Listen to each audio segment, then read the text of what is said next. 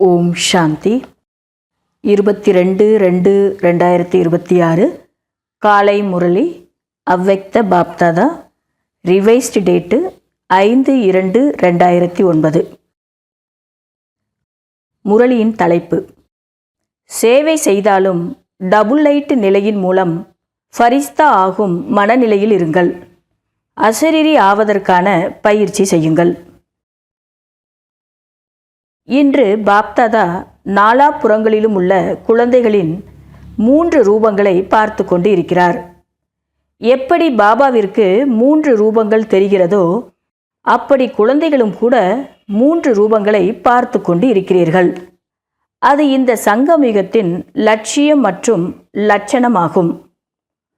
முதலாவது சொரூபம் பிராமணன், இரண்டாவது சொரூபம் ஃபரிஸ்தா, மூன்றாவது தேவதை.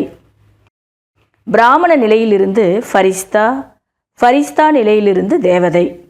எனவே தற்சமயத்தில் இப்பொழுது விசேஷமாக என்ன லட்சியம் முன்னால் இருக்கிறது? ஏனென்றால் ஃபரிஸ்தா ஆகாமல் தேவதை ஆக முடியாது. எனவே தற்சமயம் தன்னுடைய முயற்சிக்கு ஏற்றாற்போல் இப்பொழுது லட்சியம் ஃபரிஸ்தாவாக ஆவதாகும். சங்கமயுகத்தின் சம்பன்ன சொரூபமும் ஃபரிஸ்தா நிலையிலிருந்து தேவதை ஆகுவதாகும். இன்னைக்கு பாப்தாதா 3 சொரூபத்தை பார்த்துட்ருக்கிறாரு. பிராமணன், அதே நேரத்தில் ஃபரிஸ்தா, அதே நேரத்தில் தேவதை. பிராமண நிலையிலிருந்து ஃபரிஸ்தா ஆகணும், ஃபரிஸ்தா நிலையிலிருந்து தேவதை ஆகணும். இதுதான் நம்முடைய சம்பூர்ண சம்பன்ன சொரூபமாகும். ஃபரிஸ்தாக்களின் டெஃபினேஷன், அதாவது வரையறை தெரிந்து உள்ளீர்கள்.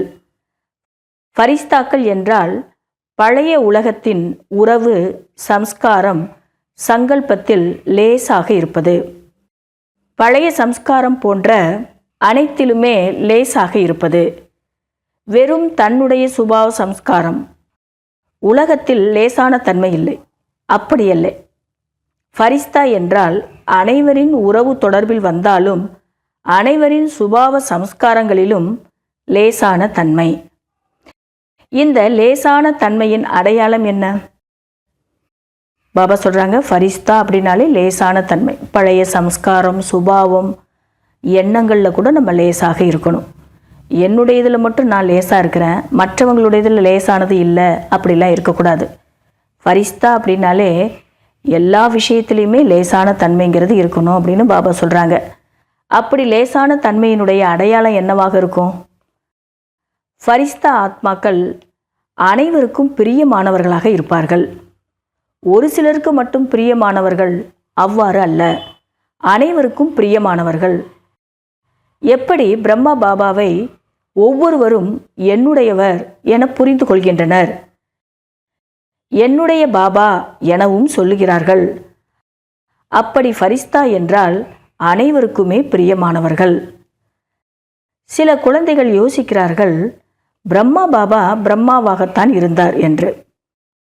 ஆனால் நீங்கள் அனைவரும் தனக்கு சமமான பிராமண ஆத்மாக்களில் ஒருவரான தங்கள் அனைவருடைய அன்பான தாதியை பார்த்தீர்கள். அவர்களை அனைவரும் அன்போடு என்னுடைய தாதி என்று அனுபவம் செய்து கொண்டு இருந்தனர். அதாவது பிரம்மா பாபா அவருடைய விஷயம் தனியாக இருக்குது. அவர் நம்பர் 1. அவருக்குள்ளே சிவபாபா வந்தார் இல்லையா? பிரம்மா பாபா பிரம்மாவாக இருந்தார் அப்படின்னு நம்ம சொல்லிடுறோம். ஆனால் இன்னொரு எக்ஸாம்பிள் பாபா கொடுக்குறாங்க, தாதி, பிரகாஷ்மணி தாதி. அவங்க கூட அவங்கள நம்ம எவ்வளோ நாளாக பார்த்துருக்குறோம். எவ்வளோ பேர் அவங்கள என்னுடைய தாதின்னு அனுபவம் செய்து இருக்கிறாங்க. அனைத்து விதமான சுபாவம் சம்ஸ்காரத்திலும் இந்த பழைய உலகத்தில் இருந்தாலும் விடுபட்டவராக இருந்தார். தாதியை பற்றி பாபா சொல்கிறாங்க. மேலும் அன்புடையவராகவும் இருந்தார். அனைவரும் உரிமையுடன் என்னுடைய தாதி என்று அவர்களை கூறினார்கள். எனவே காரணம் என்ன? தன்னுடைய சுபாவ சம்ஸ்காரத்தில் லேசான தன்மை. தாதியினுடைய அந்த என்னுடைய தாதின்னு எல்லாரும் கூப்பிடுற அளவுக்கு அவங்க நடந்துக்கிட்டாங்கன்னா அதுக்கு உண்டான அடையாளம் என்ன? அதுக்கு உண்டான காரணம் அவங்க தன்னுடைய சுபாவ சம்ஸ்காரத்தில் லேசாக இருந்தாங்க. அனைவரும் என்னுடையவர் என அனுபவமும் செய்தனர். எனவே உதாரணமாகவும் அவர் திகழ்ந்தார். ஜெகதாம்பாவையும் கூட பார்த்தீர்கள். ஆனால் சிலர் அவரோ ஜெகதாம்பா என்று நினைப்பார்கள். ஏன்னா பிரம்மாவுக்கு கூடவே இருந்தாங்க, அதனால் அவரோ ஜெகதாம்பா அப்படின்னு நினைப்பாங்களாம்.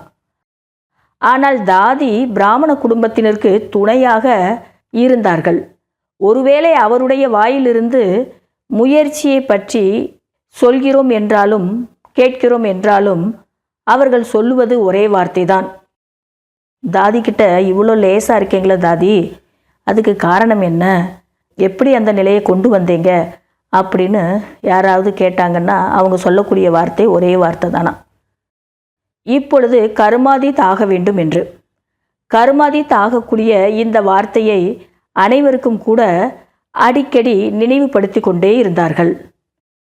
எனவே ஒவ்வொரு பிராமணர்களுக்கும் இப்பொழுது இந்த லட்சியம் மற்றும் லட்சணம் விசேஷமாக இருக்க வேண்டும். தாதி கர்மாதீத் நிலை அடையணும்னு சொல்லுவது போல நமக்கு கூட அந்த லட்சியம் ஒவ்வொருத்தருக்கும் விசேஷமாக இருக்கணும்னு பாபா சொல்கிறாங்க. இருக்கவும் செய்கிறது, ஆனால் வரிசை கிரமமாக. இப்பொழுது ஃபரிஸ்தா ஆக வேண்டும் என்கிற இந்த ஈடுபாட்டிலேயே இருங்கள்.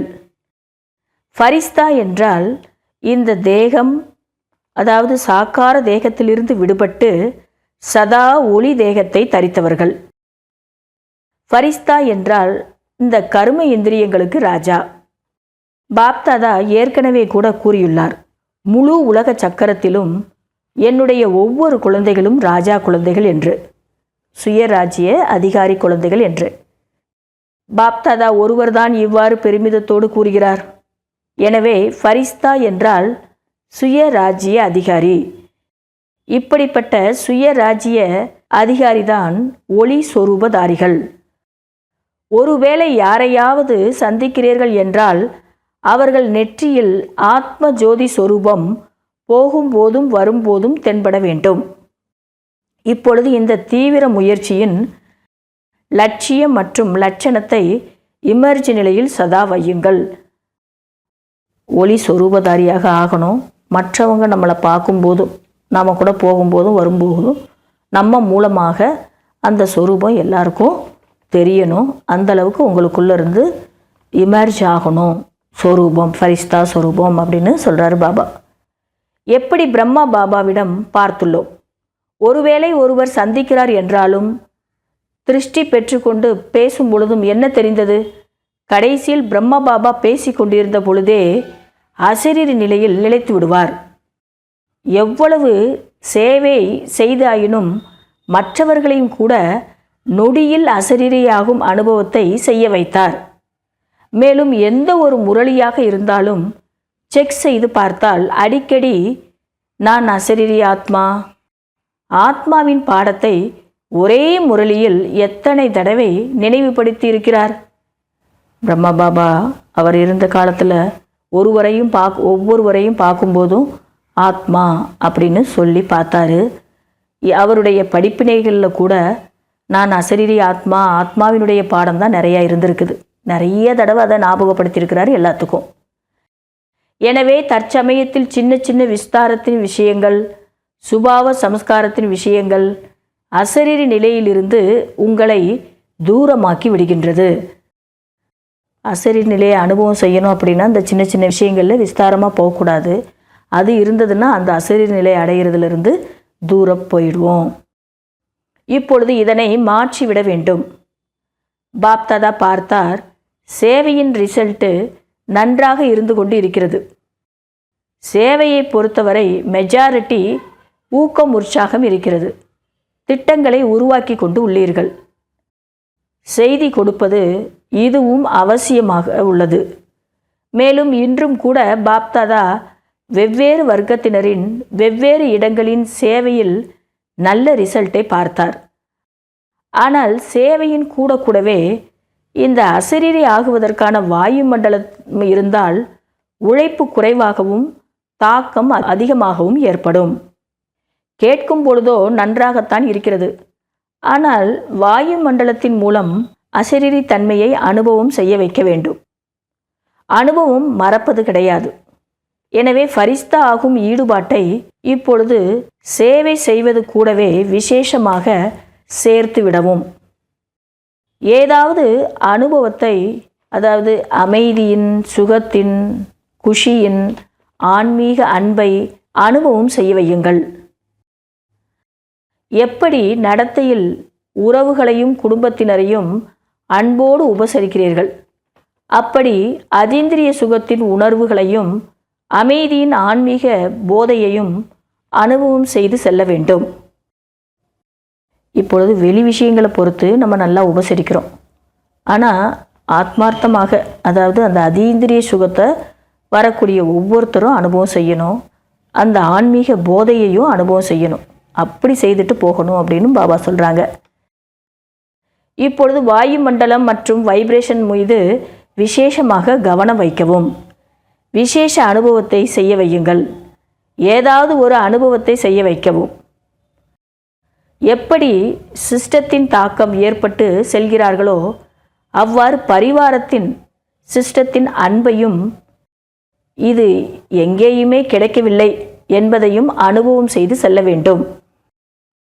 அங்கே மதுபனில் சிஸ்டமேட்டிக்காக எல்லாமே நடக்குது. அதை எல்லாரும் போய் மற்ற இடங்களில் கூட சொல்கிறாங்க, அனுபவத்துலேயும் சொல்கிறாங்க. அதுபோல் பிராமண பரிவாரத்தினுடைய அன்பை எல்லாருக்கும் கொடுக்கணும். வர்றவங்களுக்கு அமைதி, குஷி, சுகம், ஏதாவது ஒரு பிராப்தம் அடைய வைக்கணும். இதை மாதிரி எங்களுக்கு எங்கேயுமே கிடைக்கல அப்படின்னு சொல்ல வைக்கணும். அந்த மாதிரியான அனுபவமும் செய்துட்டு போகணும் அப்படின்னு பாபா சொல்லிட்டு இருக்கிறாங்க. இப்பொழுது இப்படிப்பட்ட ஏதாவது சக்தியை, ஏதாவது ஒரு பிராப்தியை அனுபவம் செய்து செல்ல வேண்டும். இப்பொழுது 70-72 வருடம் முடிந்தாகிவிட்டது. 2009 கணக்குப்படி பாபா சொல்கிறாங்க. இவ்வளவு காலத்தின் ரிசல்ட்டு என்ன பார்க்கப்பட்டது?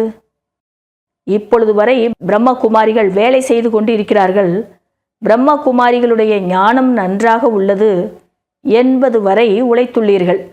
ஆனால் கொடுப்பவர் யார், நடத்துபவர் யார், சோர்ஸ் யாருடையது, அதையும் நம்ம வெளிப்படுத்தணும் அப்படின்னு பாபா சொல்கிறாங்க. நீங்கள் கூறும் பாபா என்கிற வார்த்தையை கேட்டு இவர்களுடைய பாபா என்று கூறவும் செய்கிறார்கள். ஆனால் என்னுடைய தந்தையும் அவர்தான். இந்த வெளிப்பாடு பிரத்யட்சமாக வேண்டும். இதுவோ மறைமுகமாக உள்ளது. பாபா பாபா சொல்கிறார்கள். ஆனால் என்னுடைய பாபா, நான் பாபாவினுடையவன், பாபா என்னுடையவர், இதை கோடியில் ஒரு சிலர் வாயிலிருந்து தான் சொல்கிறார்கள். அதாவது கோடியில் ஒரு சிலர் வாயிலிருந்து தான் வெளிவருகிறது. எனவே சங்கம யுகத்தின் லட்சியம் என்ன? அனைத்து ஆத்மாக்களுடைய தந்தை வந்துவிட்டார் என்பதுதான். இந்த தாக்கம் ஃபரிஸ்தா நிலையின் மூலம்தான் வாயு மண்டலத்தில் பரவும். ஏனென்றால் ஆஸ்தி தந்தை மூலம்தான் கிடைக்கிறது அல்லவா? அனைவருக்குமே எல்லாருக்குமே பாபா கிட்ட இருந்து தான் ஆஸ்தி கிடைக்குது. அப்போ எல்லாருமே என்னுடைய பாபான்னு உணரணும். அனைத்து ஆத்மாக்களுடைய தந்தை இந்த பூமியில் வந்துட்டாரு அப்படிங்கிறத உணரணும். அது எப்போ உணர்வாங்கன்னா நம்முடைய தாக்கம்தான். அதாவது ஃபரிஸ்தா நிலையினுடைய அந்த வாயுமண்டலம் மூலமாக தான் இந்த ஒரு வார்த்தை சொல்லுவாங்க அப்படின்னு பாபா சொல்லிட்டுருக்கிறாங்க. இவர்களின் பார்வை திருஷ்டியால் ஒளி கிடைக்கிறது. இவர்களின் திருஷ்டியால் ஆன்மீக ஒளி பார்வையில் தெரிய வருகிறது என்கிறார்கள். ஆனால் இப்பொழுது நான் டபுள் லைட் ஃபரிஸ்தாவாக இருக்கிறேன் என்கிற தீவிர முயற்சியின் லட்சியத்தை போகும்போதும் வரும்போதும் வைத்து ஃபரிஸ்தா சொரூபத்தின் அனுபவத்தை அதிகரியுங்கள். அசரீரி ஆகுவதற்கான அனுபவத்தையும் அதிகரியுங்கள். நொடியில் ஏதாவது எண்ணங்களை சமாப்தி செய்வதில் சுபாவ சம்ஸ்காரத்தில் டபுள் லைட் ஆகவும். ஒரு நொடியில் நம்முடைய எண்ணங்களுக்கு முற்றுப்புள்ளி வைக்கணும்னா கூட நம்முடைய சுபாவ சம்ஸ்காரம் டபுள் லைட்டாக இருக்கணும் அப்படின்னு பாபா சொல்கிறாங்க. சில குழந்தைகள் சொல்கிறார்கள், நாங்களோ லேசாகத்தான் இருக்கின்றோம், மற்றவர்களுக்கு அது தெரிவதே இல்லை என்று. ஆனால் அப்படிப்பட்ட டபுள் லைட் ஃபரிஸ்தாக்களை, டபுள் லைட்டு ஒளித்தன்மையை மறைக்க முடியுமா என்ன? உதாரணமாக சின்ன சிறிய லைட்டாக இருக்கலாம், தீக்குச்சியின் ஒளியாகவும் இருக்கலாம். ஆனால் ஒளி எங்கு வேண்டுமானாலும் சுடர்விடும், மறைக்க முடியாது. எனவே இதுவோ ஆன்மீக ஒளியாகும். எனவே வாயு மண்டலத்தில் யார் என்பதை பிறருக்கு அனுபவம் செய்ய வையுங்கள். நீங்கள் யாருங்கிறத காட்டணும் அப்படின்னு பாபா சொல்கிறாங்க. ஜெகதாம்பாவாக இருக்கலாம், தாதியாக இருக்கலாம். இவர்களை எங்களுக்கு தெரியவில்லை என்று யாருமே சொல்லவில்லை. சுற்றுச்சூழலில் அனைவருக்குமே பிரியமானவர்களாக இருந்தார்கள். அதனால் தாதியை உதாரணமாக கூறுகிறோம். தாதியை நம்ம எவ்வளோ நாளாக பார்த்துருக்குறோம். மம்மா பாபாவை கூட பாலனை ஆரம்பத்தில் வந்தவங்க தான் அடைஞ்சாங்க. ஆனால் தாதியினுடைய பாலனை எவ்வளோ பேருக்கு கிடச்சிருக்குது. இப்போ இவங்க என்னுடைய தாதி, இவங்களை தெரியலை அப்படின்னு யாருமே சொன்னது கிடையாது. அந்த அளவுக்கு அனைவருக்குமே அவங்க பிரியமானவர்களாக இருந்தாங்க. ஏனென்றால் பிரம்மா பாபாவை பற்றி யோசிக்கிறோம். பிரம்மா பாபாவுக்குள் சிவபாபா இருக்கிறார்.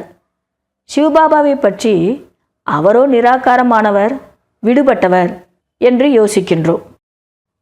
நாம் ஸ்தூல சரீரதாரிகளாக இருக்கிறோம் என்றும் யோசிக்கிறோம். இவ்வளவு பெரிய குழுவில் இருக்கக்கூடியவர்களாயினும், ஒவ்வொருவருடைய சம்ஸ்காரங்களுக்கு நடுவில் வாழக்கூடியவராயினும் சம்ஸ்காரம் சந்திக்க வேண்டும். அதாவது ஃபரிஸ்தா ஆக வேண்டும். சம்ஸ்காரங்களை பார்த்து சில குழந்தைகள் மனச்சோர்வு அடைந்து விடுகிறார்கள்.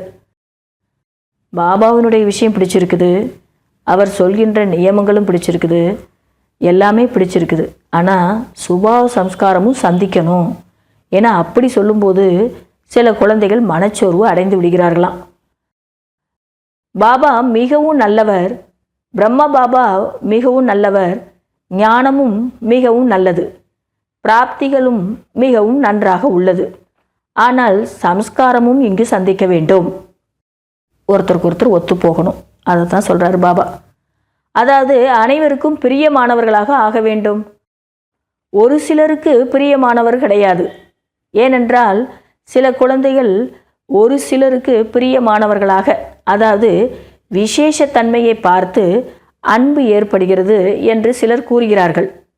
இவருடைய சொற்பொழிவு மிகவும் நன்றாக உள்ளது, இவருக்குள் இந்த விசேஷத்தன்மை மிகவும் நன்றாக உள்ளது, பேசுவது நன்றாக உள்ளது, ஃபரிஸ்தா ஆவதில் இந்த தடை வருகிறது. பிறருடைய விசேஷத்தன்மையை பார்த்து அவங்க மேலே அன்பு வைக்கிறது, அது கூடாதுன்றார் பாபா. அன்பானவர்களாக ஆகுங்கள். ஆனால் நான் ஆத்மா தனிப்பட்டவன், விடுபட்ட நிலையிலிருந்து அன்பானவர் ஆகுங்கள். விசேஷத்தன்மையினால் அன்புடையவர் ஆகக்கூடாது. இவர்களின் இந்த குணம் எனக்கு பிடித்திருக்கிறது என்று அன்பானவர் ஆகிறார்கள். அதனையே தாரணை செய்யுங்கள், பரவாயில்லை. ஆனால் அதன் காரணமாக அன்பானவர் ஆகாதீர்கள், அது தவறாகும். அதாவது பாபா சொல்கிறாங்க, ஒரு சிலருடைய விசேஷத்தன்மையை தனக்குள்ளே கொண்டு வரணும் அப்படின்னு நினைக்கிறது தப்பு இல்லை. ஆனால் அதை பார்த்து அவங்க மேலே அன்பு காட்டக்கூடாது அப்படின்னு பாபா சொல்கிறாங்க. ஃபரிஸ்தா என்றால் அனைவருக்கும் பிரியமானவர்கள். ஒவ்வொருவரும் சொல்ல வேண்டும், இவர் என்னுடையவர் என்று, தன்னுடையவர் என்று அனுபவமும் செய்ய வேண்டும். அப்படிப்பட்ட ஃபரிஸ்தா நிலையில் 2 விஷயங்கள் தடை ஏற்படுத்துகிறது. இவ்வளோ நேரம் பாபா என்ன சொன்னாங்கன்னா, ஃபரிஸ்தா நிலையை தன்னுடைய அனுபவ ரீதியாக சொல்லிக்கிட்டு இருந்தார். அதாவது தன்னுடைய சொரூபத்தை வெளியில் கொண்டு வரணும். அந்த மாதிரி சொரூபம் வெளியே வந்ததுன்னா அதனுடைய அடையாளம் எப்படி இருப்பாங்க, மற்றவங்க அதை எப்படி அனுபவம் செய்வாங்க அப்படிலாம் சொல்லிக்கிட்டு இருந்தார். ஆனால் அந்த ஃபரிஸ்தா ஆகிறதுல 2 விஷயங்கள் தடை ஏற்படுத்துதுன்னு சொல்லியிருக்கிறார். ஒன்று தேகபானம். அது உங்கள் அனைவருக்கும் இயல்பாகவே அனுபவம் உள்ளது. 62 பிறவிகளுடைய தேகபானம், அதாவது தேக உணர்வு திரும்ப திரும்ப வெளிப்பட்டு கொண்டு உள்ளது. இது தன்னை பொறுத்து, தன்னுடைய நிலையை பொறுத்து இந்த தேகபானம் வெளிவருது. 2வது தேக அபிமானம். தேகபான் மற்றும் தேக அபிமானம். ஞானத்தில் எவ்வளவுதான் முன்னேறி சென்றாலும் தன்னை பொறுத்தவரை தேக அபிமானம் அவ்வப்பொழுது வந்து விடுகிறது தான். இந்த அபிமானம் கீழே விழ வைத்து விடுகிறது. தேக அபிமானம் என்ன வருகிறது, எப்படி வருது அப்படின்னு கேட்குறார் பாபா. எந்த ஒரு விசேஷத்தன்மையானாலும் விசேஷத்தன்மையின் காரணமாக அபிமானம் வருகிறது. நானோ குறைந்தவன் அல்ல, என்னுடைய சொற்பொழிவுதான் அனைவருக்கும் பிடிக்கிறது, என்னுடைய சேவையின் தாக்கம்தான், ஏதாவது ஒரு கலை, என்னுடைய ஹேண்டலிங் கையாளும் முறை மிகவும் நன்றாக உள்ளது, நான் கோர்ஸை கொடுப்பது மிகவும் நன்றாக உள்ளது. ஏதாவது ஞானத்தில் முன்னேறி செல்வதில், சேவையில் முன்னேறி செல்வதில் இந்த மாதிரியான தேக அபிமானம் தன்னை பொறுத்தும் வருகிறது. மேலும் பிறருடைய குணம் அல்லது கலை அல்லது புத்தி மிகவும் நன்றாக உள்ளது. என்னுடைய கையாளும் முறை மிகவும் நன்றாக உள்ளது. இந்த அபிமானம் சேவை மற்றும் முயற்சியில் முன்னேறி செல்பவர்களுக்கு அபிமானமாக வந்துவிடுகிறது. எனவே இதையும் செக் செய்யுங்கள். மேலும் அபிமானம் உள்ளவர்களுக்கு அபிமானம் இருக்கிறதா என்பதை சோதனை செய்வதற்கான சாதனமாக உள்ளது இது. அதாவது அபிமானம் உடையவர்களுக்கு சிறிதளவு அவர்களின் சிந்தனையை, ஆலோசனையை, அவர்களின் கலையை, கையாளும் தன்மையை அவமரியாதை செய்தால் அவர்கள் மிகவும் எளிதாக அவமானத்தை உணர்வார்கள். உடனே ஃபீலிங்கில் போயிடுவாங்க அப்படின்றார் பாபா. ஏதாவது நம்ம சொன்னோம், தப்பு நீங்கள் சொல்கிறது அப்படின்னு சொல்லிட்டோம், இல்லை இதில் கொஞ்சம் குறை இருக்குது அப்படின்னு நம்ம சொல்லிட்டோம் அப்படின்னா உடனே அவங்களுக்கு ஃபீலிங் வந்துடும் அப்படின்றாரு பாபா. மேலும் அவமானத்தை உணரக்கூடியவர்களின் சூட்சும அடையாளம் கோபத்தின் அம்சமான வெறுப்பு உருவாகிறது. அது ஃபரிஸ்தாவாக மாறவிடாது. எனவே நிகழ்காலத்தில் கணக்கின்படி பாப்தாதா மீண்டும் செய்கை கொடுத்து கொண்டு உள்ளார். இந்த சங்கமிகத்தில் தன்னுடைய கடைசி சொரூபமாகிய ஃபரிஸ்தா சொரூபத்தை இப்பொழுது வாழ்க்கையில் பிரத்யக்ஷம் செய்யுங்கள், அதாவது வெளிப்படுத்துங்கள் என்று கூறுகிறார்.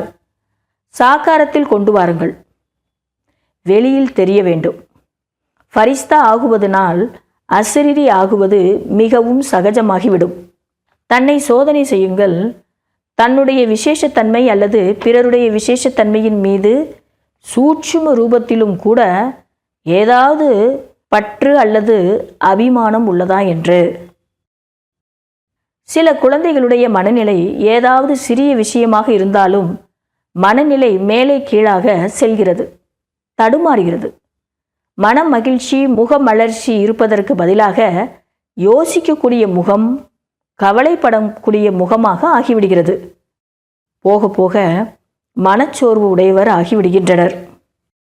அந்த அபிமானம் இருந்தால் அதனுடைய அடையாளத்தை பாபா சொல்கிறாங்க. மனம் மகிழ்ச்சியாக இருக்கணும், முகம் மலர்ச்சியாக இருக்கணும். அதுக்கு பதிலாக முகம் வாடிப்போன முகம், யோசிக்கக்கூடிய முகம், கவலைப்படக்கூடிய முகமாக ஆகிறோம். போக போக மனச்சோர்வு உடையவர்கள் ஆகிவிடுகின்றனர். மன மகிழ்ச்சி அடைவதற்கு பதிலாக மனச்சோர்வு அடைந்து விடுகிறது. எனவே புரிந்ததா? இப்பொழுது சங்கம யுகத்தில் தன்னுடைய கடைசி சொரூபம், அதாவது கடைசி சொரூபத்தை, ஃபரிஸ்தா ஆகும் சொரூபத்தை இமர்ஜ் செய்யுங்கள், வெளிப்படுத்துங்கள். எப்படி பிரம்மா பாபாவை பார்த்தீர்களோ அப்படியே ஃபாலோ பண்ண வேண்டும், பின்பற்ற வேண்டும் அல்லவா? பிரம்மா பாபா எப்படி பேசிக்கொண்டு இருக்கும் பொழுதே பல குழந்தைகள் அனுபவம் செய்திருக்கிறார்கள். ஏதாவது விஷயங்களை எடுத்து வந்திருப்பார்கள். ஆனால் விஷயங்களிலிருந்து விடுபட்டு சப்தங்களை கடந்த மனநிலையை அனுபவம் செய்ததை பார்த்தீர்கள். விஷயங்களை சொல்ல வேண்டும், பல திட்டங்களை உருவாக்கி இதை சொல்ல வேண்டும், இதை சொல்ல வேண்டும், இதை கேட்க வேண்டும் என்று வருவார்கள். ஆனால் முன்னால் சென்றதுமே என்ன பேச வேண்டுமோ அதை மறந்து விடுவார்கள். இதுதான் ஃபரிஸ்தாவின் மனநிலை. அப்போ பிரம்மா பாபா ஃபரிஸ்தா நிலையில் இருந்ததுனால மற்றவங்களுக்கு இப்படி அனுபவம் ஏற்பட்டது அப்படின்னு சொல்ல வராரு. எனவே இன்றைய பாடத்தை உறுதி செய்து விட்டீர்களா? நான் யார்? நான் ஃபரிஸ்தா. அனைத்து விஷயங்களிலிருந்தும், மற்றவர்களின் விசேஷ தன்மைகளிலிருந்தும், தன்னுடைய விசேஷ தன்மையிலிருந்தும், தேக அபிமானத்திலிருந்தும் விடுபட்டு டபுள் லைட் ஃபரிஸ்தா. ஏனென்றால் ஃபரிஸ்தா ஆகாமல் தேவதையின் உயர்ந்த பதவி கிடைக்காது. சத்தியுகத்திற்கோ வந்து விடுவோம், ஏனென்றால் குழந்தைகளாக ஆகிவிட்டோம். ஆஸ்தியும் கிடைத்துவிடும். ஆனால் சிரேஷ்ட பதவியை அடைய முடியாது. சதா கூடவே இருப்போம், கூடவே ராஜ்யம் செய்வோம். இதுதான் உங்களுடைய உறுதிமொழி. சிம்மாசனத்தில் அமராமல் இருக்கலாம், ஆனால் ராஜ்ய அதிகாரி ஆக வேண்டும் அல்லவா? அங்குள்ள ராஜ்ய சபையை பார்த்துள்ளீர்கள் அல்லவா எல்லாரும். அப்போது அங்கே எப்படி ராஜ்ய தர்பார் நடந்தது அப்படிங்கிறத காட்சியாக பார்த்துருக்குறாங்க. அதை சொல்கிறாரு. யாரெல்லாம் ராஜ்ய சபைக்கு அதிகாரிகளாக இருக்கிறார்களோ அவர்கள் திலகம் மற்றும் கிரீடம் உள்ள ராஜ்ய திலகதாரிகள். ராஜ்யத்தின் அடையாளம் என்ன? கிரீடமாகும். எனவே நீண்ட காலத்தின் சுயராஜ்ய அதிகாரி ஆவது இதுதான் குறிக்கோள். இடையிடையே அல்ல, நீண்ட காலத்திற்கு சுயராஜ்ய அதிகாரிகள். சிம்மாசனத்தில் அமரவில்லை என்றாலும் ராயல் குடும்பத்தின் அதிகாரி ஆகிவிடுவார்கள். நல்லது. இன்று முதல் தடவையாக வந்துள்ளவர்கள் எழுந்திருங்கள். நல்லது. சபையில் 3/4 பகுதியினர் முதல் தடவை வந்துள்ளனர். நல்லது. முதல் தடவையாக யார் வந்துள்ளனரோ அவர்கள் அனைவருக்குமே சாக்காரத்தில் பாபாவை சந்தித்ததற்கான முதல் பிறந்த நாளின் வாழ்த்துக்கள். ஃபஸ்ட் டைமாக வந்து பாபாவை சாக்காரத்தில் பார்த்துருக்கீங்க. இவ்வளோ நாளாக பார்க்க போகிறோம் அப்படின்னு எண்ணத்தின் மூலமாக சந்திச்சிருப்பீங்க. இப்போ மதுபனில் சாக்காரத்திலேயே சந்திச்சிருக்கிறீங்க. உங்களுக்கு முதல் பிறந்த நாளுடைய வாழ்த்துக்கள் அப்படின்னு சொல்கிறாரு. வந்திருக்கும் குழந்தைகளுக்கு பாப்தாதாவின் வரதானமாக இதுதான் கிடைத்திருக்கிறது. கடைசி காலமாக உள்ளது. ஆனால் புதியதாக வந்த குழந்தைகளுக்காக ஒரு விசேஷ வரதானம். நாங்கள் எப்படி முன்னேறுவது என்ற எண்ணம் வரக்கூடாது. கடைசியாக நாங்கள் வந்திருக்கிறோம், எப்படி நாங்கள் முன்னேற்றம் அடைவது அப்படிங்கிற எண்ணம் வரக்கூடாது. பாபா வந்து விசேஷமாக ஒரு வரதானம் கொடுக்குறாரு. மிக தாமதமாக வந்திருந்தாலும் கூட, தாமதமாகத்தான் வந்துள்ளீர்கள், மிகவும் தாமதமாக இல்லை, அதாவது டூ லேட் இன்னும் இல்லை. எனவே இப்பொழுது உங்கள் அனைவருக்குமே விசேஷமாக பாப்தாதா மற்றும் நிமித்தமாக உள்ள பிராமண குடும்பத்தின் சகோதர சகோதரிகளின் பாலனை உதவி கிடைக்கிறது. ஏனென்றால் சிறிது நேரத்தில் அதிக பலனை பெற முடியும். ஒரு நொடி கூட வீணாக இழக்க வேண்டாம். கடைசியாக வந்திருந்தாலும் இப்போ எவ்வளோ பாலனை கிடைக்கிறது, அதுவும் இந்த காலத்தில் எவ்வளோ பாலனை கிடைக்கிறது. எவ்வளோ வந்து யூடியூப் மூலமாகவும் பாலனை கிடைக்குது, ஆன்லைனில் ஆஃப்லைனில் எவ்வளோ பாலனை கிடைக்கிறது. மதுபனில் கூட ஷெடியூல் போட்டு எத்தனை கிளாஸஸ் எடுக்கிறாங்க, எவ்வளோ பாலனை கிடைக்குது. அதனால நீங்கள் ஒரு வேளை எந்த நொடியும் நீங்கள் வந்து வீண் பண்ணலை அப்படின்னா நீங்கள் நிறைய பலனை பெற முடியும். ஒரு நொடி கூட வீணாக இருக்க வேண்டாம். இதுதான் பாபா கொடுத்திருக்கின்ற வரதானம் முதல் தடவையாக இருக்கிறவங்களுக்கு. கர்ம யோகியாக இருந்து செயல்பட வேண்டும். செயலை விட்டுவிட வேண்டாம். ஆனால் கர்மத்தில் யோகத்தை சேர்க்க வேண்டும். ஆட் பண்ணுங்க, யோகம்னு வார்த்தையை, யோகத்தை ஆட் பண்ணுங்கன்றாரு. கர்மம் யோகம் சமமாக இருக்க வேண்டும், பேலன்ஸாக இருக்க வேண்டும். பேலன்ஸ் வைப்பவர்களுக்கு பிளஸ்ஸிங் எக்ஸ்ட்ரா கிடைக்கிறது. எனவே யாரெல்லாம் தாமதமாக வந்துள்ளீர்களோ டூ லேட், போக போக வந்துவிடும். இப்பொழுதோ உங்களுக்கு வாய்ப்பு உள்ளது. கொஞ்ச சமயத்தில் மிக அதிகமாக முயற்சி செய்ய முடியும். பாப்தாதா வரதானம் கொடுக்கிறார். தைரியமுள்ள குழந்தைகளுக்கு பாபாவினுடைய உதவி கிடைக்கும். நாலாபுறங்களிலும் உள்ள அனைத்து குழந்தைகளுக்கும் பாப்தாதாவின் இதயபூர்வமான ஆசீர்வாதங்கள், பல மடங்கு வாழ்த்துக்களை கொடுத்து கொண்டு இருக்கிறார். நல்லது. மேலும் என்னவெல்லாம், அதாவது கடிதங்கள், இமெயில் வந்திருக்கின்றதோ அனுப்பி இருப்பவர்களுக்கும் நொடி பொழுதை விட குறைவான நேரத்திலேயே அதெல்லாம் பாபாவிடம் வந்தடைந்து விடுகின்றன. அவர்களுக்கும் கூட மேலும் பாப்தாதாவை சந்திப்பதற்கான தாகத்தில் இருக்கும் பந்தனமுள்ள ஆத்மாக்களுக்கும் பந்தனத்தின் அடி கூட கழுத்து மாலையாக மாறிவிடுகிறது. அப்படிப்பட்ட ஆத்மாக்களுக்கு அன்பு நினைவுகள் மற்றும் புதியதாக அன்பான குழந்தைகள் வருகிறார்கள். ஆனால் குறைவாக வருகிறார்கள். அன்பான மற்றும் டபுள் மடங்கு உதவியாளர் ஆக வேண்டும். எனவே நாலாபுறங்களிலும் உள்ள அனைத்து இளைஞர்கள், வயதானவர்கள், குழந்தைகள், தாய்மார்கள், பாண்டவர்கள் அனைவருக்குமே வாழ்த்துக்கள், வாழ்த்துக்கள். நல்லது. இன்றைய முரளியினுடைய வரதானம்: சாக்கார மற்றும் நிராகார பாபாவின் துணை மூலம் ஒவ்வொரு எண்ணத்திலும் வெற்றியாளர் ஆகக்கூடிய சதா வெற்றி மூர்த்தி ஆகுங்கள்.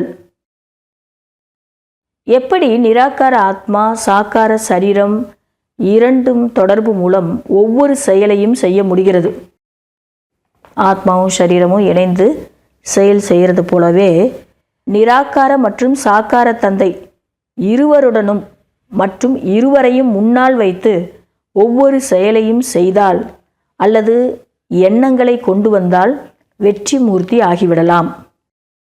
அவங்கள போலவே நம்ம செய்யணும் அப்படிங்கிற எண்ணங்களை கொண்டு வந்தோம் அப்படின்னா வெற்றி மூர்த்தி ஆகலாம். ஏனென்றால் பாப்தாதாவிற்கு அருகாமையில் இருந்தால் அவரிடம் சரிபார்த்து கொண்டே நம்பிக்கையுடன் பயமற்ற நிலையில் செய்ய முடியும். இப்படி செய்யுங்கன்னு சொன்னவர் முன்னாடியே நம்ம செய்தோம்னா பயம் கொள்ள வேண்டிய அவசியம் இல்லை. அதே நேரத்தில் சரி செய்துக்கிட்டே செய்ய முடியும், நம்பிக்கையுடனும் செய்ய முடியும். இதனால் நேரம் மற்றும் எண்ணம் சேமிப்பு ஆகும், சிறிதளவும் வீணாகாது. ஒவ்வொரு செயலிலும் இயல்பாகவே வெற்றியும் கிடைக்கும். ஸ்லோகன்: ஆன்மீக அன்பு செல்வத்தை விடவும் அதிக மதிப்பு வாய்ந்தது. ஆகையால் மாஸ்டர் அன்பு கடல் ஆகுங்கள். இன்றைய அவ்யக்த சமிக்கை: மத தலைவர்களுக்கு முன்னால் தூய்மையின் சக்தி மற்றும் அரசியல் தலைவர்களுக்கு முன்னால் ஒற்றுமையின் சக்தியை நிரூபித்து காட்டுங்கள். இந்த இரண்டு சக்திகளை நிரூபித்து காட்டுவதால் ஈஸ்வரிய குடும்பத்தின் கொடி மிகவும் சகஜமாக பறக்கும். இப்பொழுது இந்த இரண்டு தரப்பினருக்கும் முக்கியமான கவனம் கொடுக்க வேண்டும். யாராருக்குன்னா மத தலைவர்களுக்கும் அரசியல் தலைவர்களுக்கும். மத தலைவர்களுக்கு முன்னாடி தூய்மையினுடைய சக்தியை வெளிப்படுத்தணும், அரசியல் தலைவர்களுக்கு முன்னாடி ஒற்றுமையினுடைய சக்தியை வெளிப்படுத்தணும். எவ்வளவு தூய்மை ஒற்றுமையின் சக்தி மூலம் நெருக்கத்தில் அவர்களை கொண்டு வருகிறீர்களோ அந்த அளவு அவர்கள் தானாகவே உங்களை வர்ணனை செய்வார்கள். அதாவது பிரம்மகுமாரிகளை பாராட்டுவாங்க, வர்ணனை செய்வாங்க அப்படின்னு பாபா சொல்கிறாங்க. நல்லது. ஓம் சாந்தி.